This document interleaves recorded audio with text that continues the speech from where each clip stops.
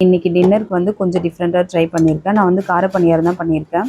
வெங்காயம், அதுக்கப்புறம் வந்து கேரட் வந்து கட் பண்ணியிருக்கேன். பச்சை மிளகாய் கட் பண்ணி போட்டிருக்கலாம். அது வந்து சாப்பிடும்போது கொஞ்சம் டிஸ்டர்பாக இருக்குன்றதுனால ஸ்கிப் பண்ணிட்டேன். ஏன்னா தினமும் வந்து இட்லி, சட்னி, சாம்பார் இப்படி தான் சாப்பிட்டுட்ருக்கோம். சரி, அதனால் இன்றைக்கி கொஞ்சம் டிஃப்ரெண்ட்டாக ட்ரை பண்ணலான்னு சொல்லிட்டு செஞ்சுருக்கேன். இது சாப்பிடும்போது நமக்கு வந்து ஃபில்லிங்காக இருக்குமா என்னன்னு தெரியாது. அதனால் வந்து நான் ஆம்லேட் போட்டிருக்கேன். அது பத்தாம வந்து நான் பால் பாக்கெட்டும் வந்து வச்சுருந்தேன். சரி, பசிக்கும்னு கேட்டாங்கன்னா பால் வந்து காய்ச்சி கொடுத்துடலான்னு சொல்லிட்டு, இதுக்கு பேசாமல் நம்ம டிஃபனே செஞ்சுட்டு போயிடலான்ற மாதிரி யோசித்தேன். சரி, எப்பயாச்சும் ஒரு டைம் ட்ரை பண்ணலாம். இது எப்போவுமே நமக்கு வந்து செட் ஆகாது. பால் பாக்கெட் வந்து காய்ச்சுற அளவுக்குலாம் பசிக்கல. இதுவே வந்து ஃபுல்லாகிடுச்சு.